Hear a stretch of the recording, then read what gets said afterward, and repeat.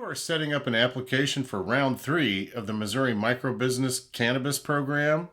Stop what you're doing right now, because there's one single rule that will get your application completely thrown in the trash before the lottery balls even drop. It's called the one and done rule.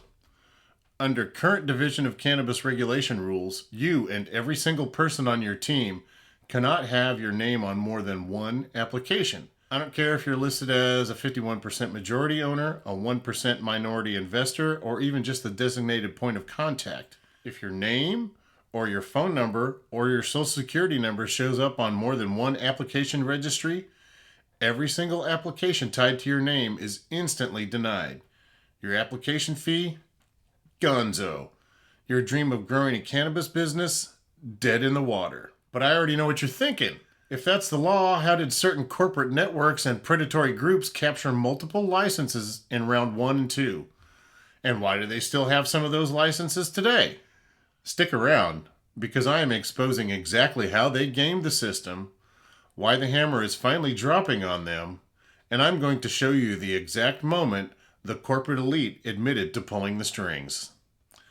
To understand why the state is being so brutal right now, we have to look at how these predatory networks exploited the system early on. This microbusiness program was built to create genuine local ownership and generational wealth for disabled veterans, low-income individuals, and impacted communities. But corporate operators and predatory consulting groups saw a massive loophole in the state's initial rollout. By law, the random lottery drawing is conducted completely blind. The state draws random application ID numbers without even seeing a single name, entity, or background check. So what did these predatory groups do? They flooded the system. They set up dozens of shell corporations and recruited separate, eligible social equity applicants to be the 51% face of each application. The investors didn't list themselves as the legal owners on the initial paperwork. Instead, they hid in the fine print of dense, toxic management contracts and consulting agreements. Because the lottery was blind, multiple shell companies backed by the exact same group won. And they didn't just target random applicants, they targeted people trying to do things the right way. I know firsthand because they came after me multiple times. When a prominent committee member and an industry insider got on a call with me, the very call where they tried to cancel me and push me out, they slipped up. This wasn't just some outsider who didn't understand the rules. This individual is a MOCAN board member and a Missouri Microbusiness Association board advisor. Think about the absolute hypocrisy of that. He sits at every single microbusiness board meeting. He knows the insider information. He knows exactly what the DCR is looking for. And the worst part? The dense, toxic contracts he was trying to enforce on these micro-business licenses weren't scribbled on a napkin. They were drafted by a prominent, top-tier, outside general counsel and attorney for MOCAN. These people literally write the playbooks for the industry. They are the exact people who absolutely should have known better, but they simply didn't care. They wanted to see how much they could get away with, trying to use high-profile legal status to shield a predatory setup, regardless of the risk to the honest people trusting them. Take a look at this footage right here. This is a board advisor admitting on camera that he and his partner owned 66% of the controlling interest of licenses.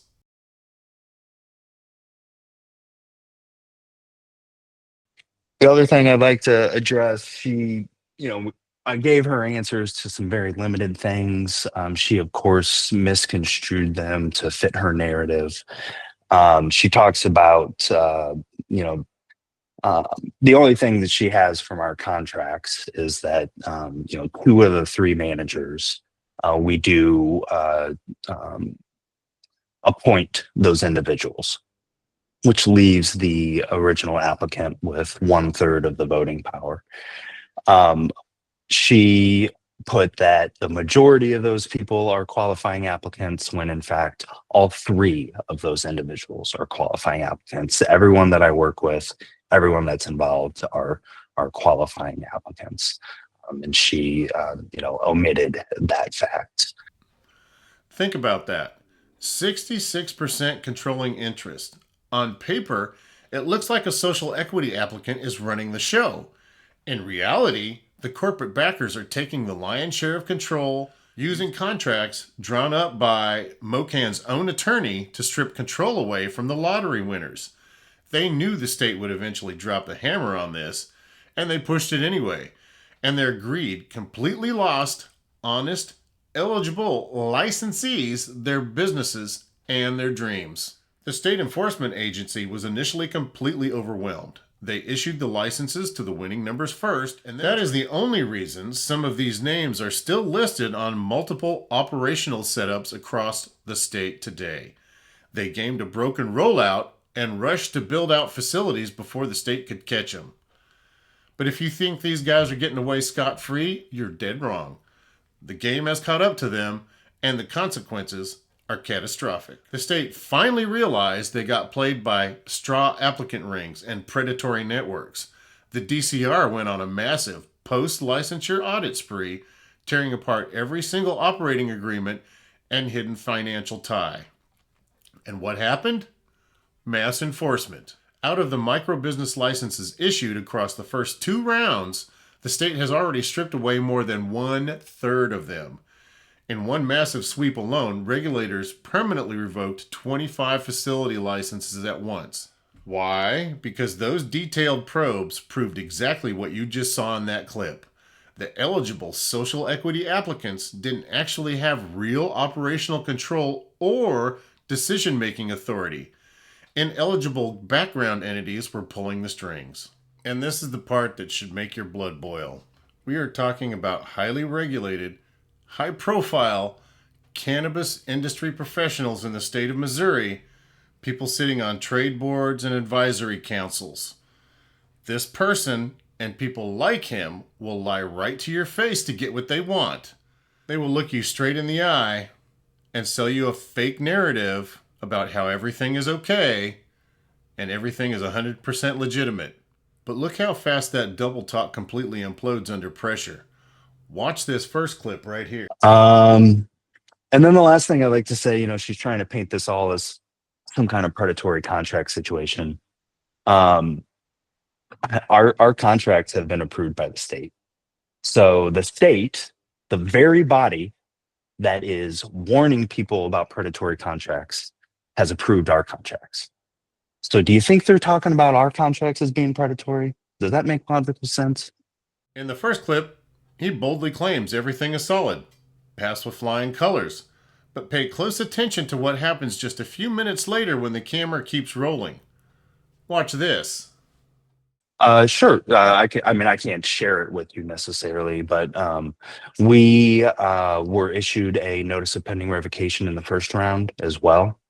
And we reworked all of our contracts, and they got implicit approval from the state once we got I guess it's called a letter of satisfaction. Look at the sheer hypocrisy. You cannot look people in the eye and claim your operators are completely cleared, while simultaneously admitting that the state is actively investigating your paperwork. That right there is the proof. They will weave a pack of lies right to your face to get what they want, but behind the scenes, the predatory paperwork tells a completely different story. And when the Division of Cannabis Regulation finally dropped the hammer with pending revocations for false and misleading information,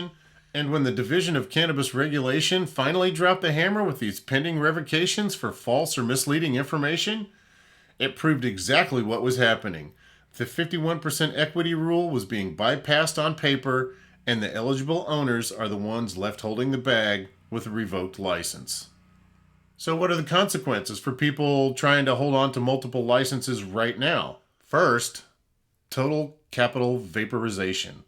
These predatory groups poured a lot of money into application fees, property leases, and facility build-outs, only to watch the state erase those licenses with the stroke of a pen. Second, permanent eligibility damage. Let's be clear, the state doesn't technically ban you from applying for round 3 just because your old license was revoked. But what they will do is red flag your footprint.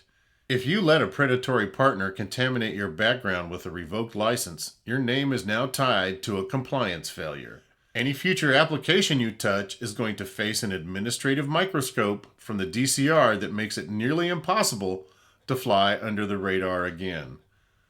And third, the absolute worst part, the collateral damage. The local social equity applicants who trusted these advisors were left completely empty-handed. Several licensees completely lost their actual operating facilities, watching their dreams get permanently stripped away because they signed a toxic agreement they thought was safe. The state is actively cleaning house, and they are taking those clawed-back licenses and adding them straight to the upcoming rounds. The moral of the story is simple. The state is hyper-paranoid about duplicate footprints and overlapping control right now. If you're planning to apply for round 3, your application must be entirely walled off. For example, if you won a dispensary license in a previous round, your name, your phone number, and your financials cannot touch a wholesale application or a dispensary application for your spouse or partner in this round. You have to keep it 101% separate, independent, and clean. This program was built to give you a real shot at ownership in this industry. Do not let a predatory partner or a sloppy application structure take it away from you before you even get a chance to build it. We are pulling back the curtain on all of these details this Wednesday night at 7 p.m. CST during our live mentorship strategy session. We are mapping out exactly how to audit your own team, vet your partners, and structure your application so it is completely bulletproof against the DCR's new pre-lottery scrutiny. Let's keep your hard work in your hands. I'll see you at the meeting this Wednesday.